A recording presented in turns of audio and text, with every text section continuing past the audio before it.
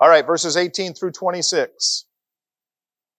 While he was saying this, a synagogue leader came and knelt before him and said, "My daughter has just died, but come and put your hand on her and she will live." Jesus got up and went with him, and so did his disciples. Just then, a woman who had been subject to bleeding for 12 years came up behind him and touched the edge of his cloak. She said to herself, "If I only touch his cloak, I will be healed." Jesus turned and saw her. "Take heart, daughter," he said, "your faith has healed you." And the woman was healed at that moment. When Jesus entered the synagogue leader's house and saw the noisy crowd and people playing pipes, he said, "Go away, the girl is not dead, but asleep." But they laughed at him.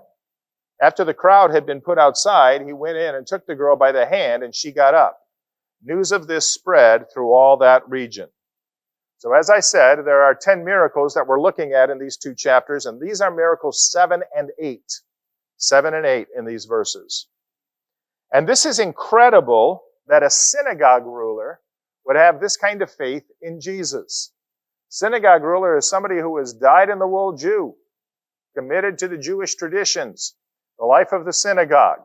And he comes up to Jesus in his desperation and asks for Jesus to come to his assistance, to aid. Religious leaders were against Jesus, but this man comes to Jesus, and so it says Jesus heads to his house. And while they're on their way, a woman with a bleeding problem, which has gone on for 12 years, reached out and touched the edge of Jesus' cloak. Mark, as he tells this story, he indicates that her condition was incurable. And so it would have made her spiritually unclean for the rest of her life. Matthew gives us insight into her thinking.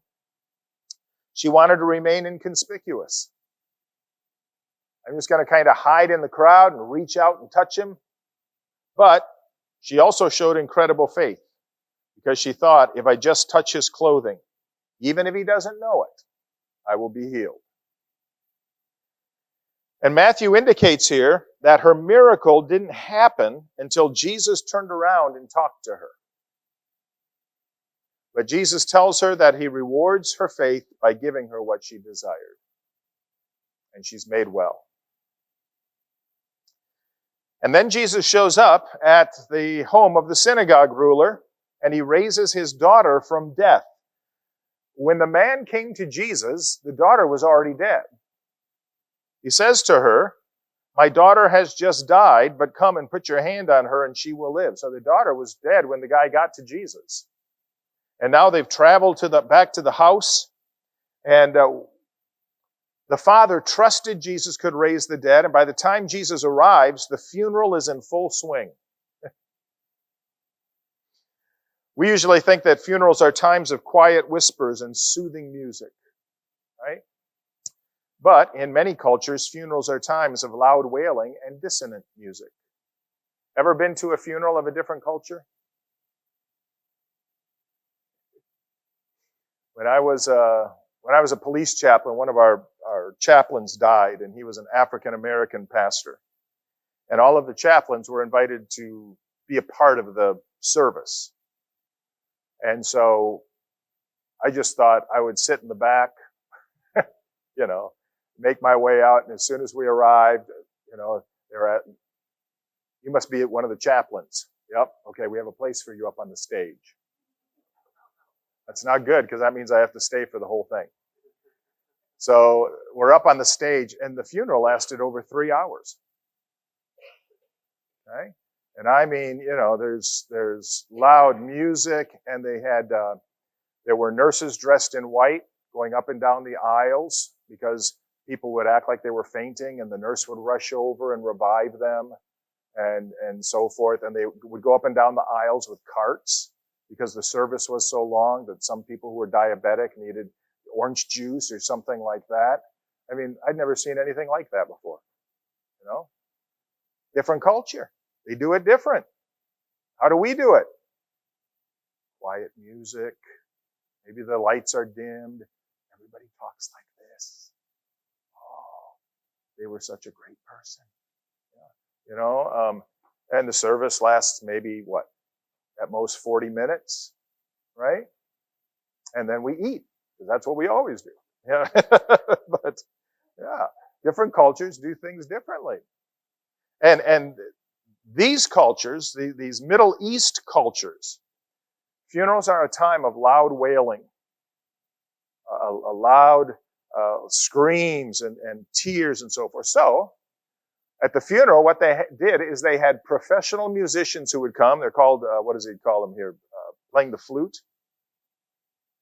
Yeah, playing pipes, it says in the NIV. And it wouldn't be soothing music, it would be dissonant music, because death isn't supposed to happen. So the world is kind of tilted, and so the music has to sound a little tilted. And they would have professional mourners. There were people whose job was to go to funerals and cry and wail and weep and scream and so forth. And that's what was happening. This is all happening at this house. And Jesus says to them, he says, go away. Go away. Little girl isn't dead. She's sleeping. And they laugh at Jesus. But Jesus goes in and takes the girl by the hand, and what happened? She gets up. She gets up. And Matthew says, and I imagine so, news of this spread through all that region. You think that if a person at their funeral came back from the dead here in Zephyr Hills, we'd hear about it? Yeah, I think so. So now, if you kind of remember the miracles that we looked at last week, we've looked at Jesus do some amazing things, but now we can add to Jesus the evidence that he has power over death. Power over death.